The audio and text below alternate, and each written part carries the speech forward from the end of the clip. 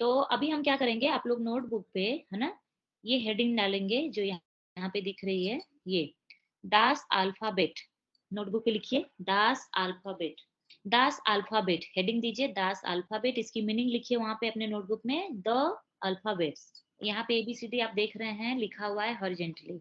आपको क्या करना है, अपनी नोटबुक में एबीसीडी को वर्टिकली लिखना है, ए से लेके जेड तक, इंग्लिश में ही। ऐसे डबल डबल नहीं लिखना है, स्मॉल और कैपिटल दोनों में नहीं लिखना है, खाली आप कैपिटल में ही लिखते जाइए, ए से लेके जेड तक। हो गया जेड तक? हम्म। गुड। अब हम क्या करेंगे, ध्यान से सुनिए। जैसे कि हमारा, अगर हम इंग्लिश की बात करें तो हमारे यहाँ पे इंग्लिश में हम ए बी सी डी, इसका प्रोनाउंसिएशन है, राइट? कोई स्पेलिंग नहीं है, डायरेक्टली हम प्रोनाउंस करते हैं उसको कि ए बी सी डी, इस तरह से। वैसे अगर हम जर्मन में जाएं तो जर्मन का भी अपना एक प्रोनाउंसिएशन है एबीसीडी का, बट कोई स्पेलिंग नहीं है वहां पे। ठीक है? कोई हम्म। स्पेलिंग नहीं है, जैसे मैं आपको स्पेलिंग नहीं बोलूंगी कि ये लिखिए, ए की स्पेलिंग, बी की स्पेलिंग, ऐसा नहीं है। डायरेक्टली मैं प्रोनाउंसिएशन बोलूंगी और आपको उसको लिखना है। अगर आपको हिंदी लिखने आता है, ठीक है, तो आप हिंदी में हम्म। लिखिएगा, आप बहुत अच्छे से एक बार में सीख जाएंगे इसकी प्रोनाउंसिएशन को। लेकिन अगर आपको हिंदी लिखने नहीं आता है तो आप इंग्लिश में लिख लीजिए। इंग्लिश वाला का प्रॉब्लम क्या होता है कि लिखते समय कुछ ना कुछ स्पेलिंग एरर लोग करते हैं, जिसको बाद में रीड करते हैं अलग तरीके से थोड़ा सा, है ना? लेकिन आपको जो हम्म। करना है वो हिंदी, इंग्लिश, उसमें आप लिख सकते हैं, या मराठी, है ना, एनी लैंग्वेज में आप हम्म। लिख सकते हैं। ठीक है? तो मैं बोलने जा रही हूँ सारे वर्ड के प्रोनाउंसिएशन। तो जैसे ए आपने लिखा है तो ए के आगे स्पेस देके, मतलब डैश करके उसके आगे उसका प्रोनाउंसिएशन लिखिए आप। ठीक है? जैसे ए को आ, हम्म। बी इज बे, सी इज से, हम्म। नेक्स्ट है डे। डे। हाँ, डी को डे। नेक्स्ट ई है, ई को ए। एफ नॉर्मली एफ ही रहेगा, एफ। नेक्स्ट गे, गे। हम्म। हा, हा। हम्म। ई, ई। हम्म। यॉट, डॉट। का, हाँ। L M N O normal रहेगा। हम्म। पी को पे पे। बोल, हाँ पे। हम्म। कू, ऊ। एर, एस, एस। एस आता है ना वो? E S. S. Correct like. Correct, हाँ एस। मैं उसके बाद में हिंदी वर्जन आपको शेयर कर दूंगी, आप लोग करेक्शन कर लीजिएगा ना, हम्म। थोड़ा रॉन्ग ना हो हम्म। इसलिए। एस के आगे टे, पे। ऊ, ऊ। फाउ, फाउ। वे, वे। इक्स, एक्स। युपसिलॉन, इप्सिलॉन। सेट, सेट। सेट। ठीक है? ये हो गया आपका, कोई स्पेलिंग नहीं है, डायरेक्टली प्रोनाउंसिएशन है ए से लेके जेड तक। तो जितना हमारे यहाँ एक्स इंग्लिश, का एक बार फिर से बोलना। एक्स। किसका? एस का, एक्स एक्स। एक्स का। X x. हाँ, एस का बोलते हैं इक्स, इक्स एक्स। बोलते हैं। हाँ, इक्स बोलते हैं। ठीक है? तो ये जेड तक जो हमारे यहाँ अल्फाबेट है 26, उनके यहाँ भी है ना, और सारे इतने हम्म। लेटर्स वहां भी हैं। लेकिन हमारे यहाँ यहीं पे खत्म हो जाता है जेड पे, लेकिन उनके यहाँ 4 और एक्स्ट्रा हैं। तो जो आपने नोटबुक पे लिखा होगा, या जहां भी लिख रहे हैं ना, वहां पे नेक्स्ट आगे लिखिए, नेक्स्ट में। हम्म। जैसे ये जो ये दिख रहा है आपको, ये देखिए, ए के ऊपर 2 डॉट हम्म। लगे हैं ना आजू बाजू में। हम्म। आपको क्या करना है, ए के ऊपर नहीं लगाना है, खाली डायरेक्टली ऐसे 2 डॉट लगाइए आजू बाजू में, खाली डॉट, 2। हम्म। इक्वल टू, इस डॉट को क्या बोलते हैं वो लिखिए, U M, U M L A U T. umlaut। Correct, umlaut. umlaut। अब ये उमलाउट कहाँ लगता है वो बता रही हूँ मैं आपको, नेक्स्ट वाली लाइन में आ जाइए। नेक्स्ट लाइन में ए लिखिए, ए के ऊपर उमलाउट लगा दीजिए। हम्म। उसके नेक्स्ट लाइन में ओ लिखिए, ओ पे उमलाउट लगाइए। हम्म। उसके नेक्स्ट लाइन में यू लिखिए, यू पे उमलाउट लगाइए।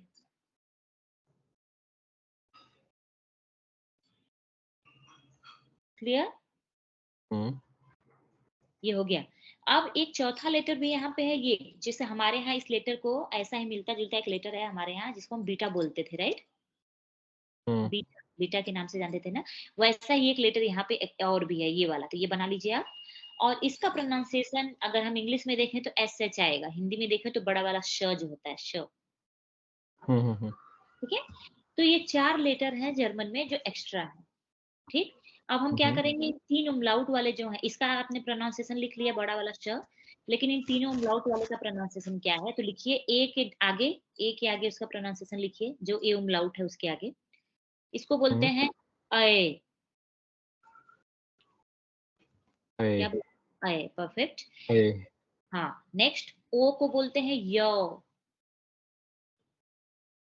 य। यो। नेक्स्ट है यू उमलाउट जो है उसको बोलते हैं यू। इंग्लिश वाला जो यू होता है ना प्रोनाउंसिएशन वही वाला है यू। जर्मन में ए, ओ और यू बिना उमलाउट के भी हमने लिखा जर्मन में, राइट?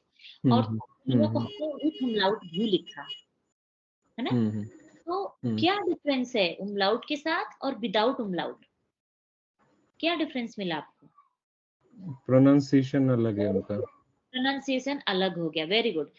तो यही कहना था कि जो बेसिकली ए ओ यू जो है ये बिना उमलाउट के भी जर्मन में आते हैं और उमलाउट के साथ भी आते हैं। इसका मतलब क्या होता है, क्यों अलग होता है ये? कि पहला तो ये डिफरेंस मिला हमें कि अगर प्लेन है तो अलग प्रोनाउंसिएशन है और विथ उमलाउट है तो अलग प्रोनाउंसिएशन, मींस प्रोनाउंसिएशन चेंज हो जाता है उमलाउट लगने के बाद। अंडरस्टूड? ओके। अब हम बात करेंगे कि क्या क्वेश्चन आता है बच्चों का कि क्या जहां भी ए ओ यू आएगा विथ उमलाउट आएगा? नो, क्योंकि हमने ए ओ यू को विदाउट उमलाउट भी तो लिखा है जर्मन में अभी, और उसका हमने प्रोनाउंसिएशन भी लिखा है। इसका ये मतलब है कि जो हमारी ये जर्मन की बुक है, सपोज हम लेवल 1 की बात कर रहे हैं, लेवल 1 में हमें 12 चैप्टर है हमारी बुक में जो हमको पढ़ने हैं, ठीक है? मैं दिखाऊंगी आपको, 12 चैप्टर हैं जो हमको पढ़ने हैं। उस 12 चैप्टर में अगर हम बात करें कि ए ओ यू 100% आता है, यूज हुआ है, तो 100% में 80% ए ओ यू प्लेन यूज हुआ है विदाउट उमलाउट। मतलब प्लेन वाले का ज्यादा रोल है 80%, तो जो विथ उमलाउट है उसका ओनली 20%। एक मैं एन एवरेज बता रही हूँ, मतलब ऐसा कोई राइट 100 कैलकुलेशन नहीं है, एन एवरेज बता रही हूँ मैं आपको कि उमलाउट वाले का जो यूज है ना वो टोटल 20% आप कंसिडर करके चल सकते हैं। पूरे बुक के अंदर आपको मिलेगा, बाकी टाइम ये प्लेन वाला ए ओ यू 80 टाइम मिलता जाएगा आपको। क्लियर? ओके, तो ये हो गया उमलाउट का रोल कि उमलाउट जहां भी आएगा ओनली 20 में आएगा, 80 में नहीं आएगा, 80 में प्लेन वाला ए ओ यू आएगा। दूसरी चीज, ये जो लगता है ये सिर्फ इन्हीं 3 लेटर पे लगता है उमलाउट, ए ओ यू पे, बाकी और किसी लेटर पे नहीं लगता है। क्लियर? अब लोगों को क्या लगता है कि खाली प्रोनाउंसिएशन बदलता है। चलो ठीक है, अभी हम जब बात करते हैं स्पीड में करते हैं तो फटाफट बोल के निकल लेंगे, इतना कहाँ कौन ध्यान देता है प्रोनाउंसिएशन पे, समझ रहे हो? जैसे हम सिंगल वर्ड बोल रहे हैं कि ए को आ बिना उमलाउट वाला और उमलाउट के साथ वाले को अ, तो ज्यादा क्लियरिटी है प्रोनाउंसिएशन। लेकिन आप वर्ड्स के बीच में बोलोगे, सेंटेंस के बीच में बोलोगे तो इतना लोग जल्दी बोल के निकल जाते हैं कि इतना कोई केयर नहीं करता है। बट सिर्फ प्रोनाउंसिएशन की चेंजिंग नहीं है, कुछ तो और है जो इससे भी ज्यादा इंपॉर्टेंट है, कुछ और है जो इससे भी ज्यादा इंपॉर्टेंट है। फॉर एग्जाम्पल, जैसे आप यहाँ पे देख पा रहे हैं एक बार कि एक स्पेलिंग लिखिए, आप भी लिखिए इसको, SCHON।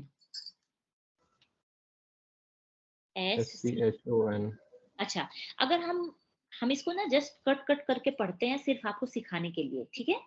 सिर्फ आपको बताने के लिए। जैसे सपोज मैंने अभी बोला जो बीटा वाला लेटर है उसको हम SH बोलेंगे, मतलब उसका प्रोनाउंसिएशन श होगा ना। वैसे ही अगर SCH को आप एक साथ कंबाइन करते हैं ना तो इसका भी प्रोनाउंसिएशन बड़ा वाला सही बन जाता है, मतलब SH बन जाता है। तो क्या बन गया? SH मिला के श बन गया, ठीक? और यहाँ पे देखो ओ प्लेन है, लाउड नहीं है, तो ओ प्लेन का प्रोनाउंसिएशन क्या है? ओ, डायरेक्टली ओ है। तो स में ओ को अब जब ऐड करेंगे तो क्या बन जाएगा? स प्लस ओ इक्वल टू शो। देखिए ऐड करके, स प्लस ओ इक्वल टू शो।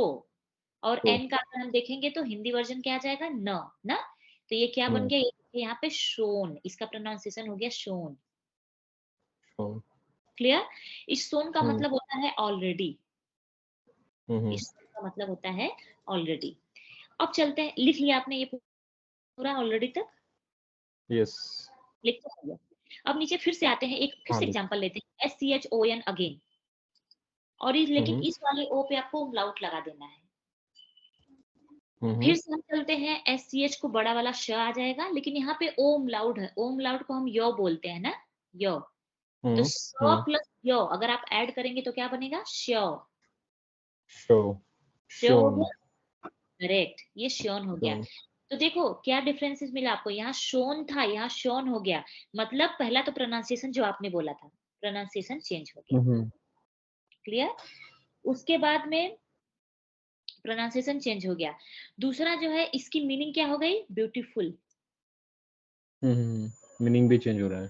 करेक्ट। सबसे ज्यादा हम्म, इंपॉर्टेंट क्या है यहाँ पे? प्रोनाउंसिएशन से भी ज्यादा मीनिंग एकदम चेंज हो जाती है। एक होता है ना पैरेलली सिमिलरिटी होती है कुछ मीनिंग्स की, यहाँ कुछ नहीं है, हम्म, एकदम टोटली चेंज है। फॉर एग्जांपल, आपको अपने बॉस को एक ईमेल ड्रॉप करना है जर्मन में लिख के कि आई हैव डन ना, already, I have hmm, already done my work, already डालना है आपको। हम्म, और आपने गलती से फोन पे umlaut लगा दिया, तो उसका मीनिंग हो जाएगा कि I have done beautiful my work. चलो एक सेकंड के लिए ऑलरेडी छोड़ दो, ब्यूटीफुल आ गया तो थोड़ा कंसिडरेबल हो सकता है, बट कल को आपको अपनी वाइफ को लिख के भेजना है कि यू आर वेरी ब्यूटीफुल, है ना, और आपने गलती से उस पे umlaut नहीं लगाया, तो हो जाएगा यू आर वेरी ऑलरेडी। तो मैं कहना क्या चाहती हूँ, umlaut भले 20% इसका यूज है, बट जितना ही है उतने में बहुत स्ट्रॉन्ग यूज है इसका। यहाँ आता कंप्लीट है, मीनिंग चेंज हो जाएगा, सेंटेंस करेक्ट, का पूरा मीनिंग बदल जाएगा। यस यस, पूरे सेंटेंस की मीनिंग ही चेंज हो जाएगी, बात कुछ और कहना चाह रहे हैं, बात कुछ और हो जाएगा वहां पे, सेंस समझ रहे हैं? तो मैं कहना ये चाहती हूँ कि जहां भी है, जहां भी ये आएगा, you have to carry it, इसको कैरी करके चलना पड़ेगा, पूरा अंडरस्टैंड करना कि हाँ यहाँ umlaut है, हमें umlaut लेके चलना होगा, हमें इसको समझना होगा ना। मतलब इसको लाइटली लेके आपको नहीं जाना है कि चलो 20% ही तो है, कहीं कहीं तो आता है, चाहे जहां जहां आए, जितना ही आए, बट उतने को आपको प्रॉपरली पढ़ते हुए, समझते हुए, यूज करते हुए ही जाना है। आप हमारे साथ बोलेंगे, जैसे आ, आ, बे, बे, से, से, पे, डे, के, ए, एफ, एफ, गे, गे, हा, हा, ही, ई, यॉट, याट, का, का, L M N O normally है, एल, एम, एन, ओ, हाँ, पे, पे, कू, कू, एर, एर, एस, एस, पे, पे, ऊ, ऊ, फाउ, पाउ, वे, वे, इक्स, एक्स, युप्सिलॉन, इप्सिलॉन, सेट। सेट। परफेक्ट।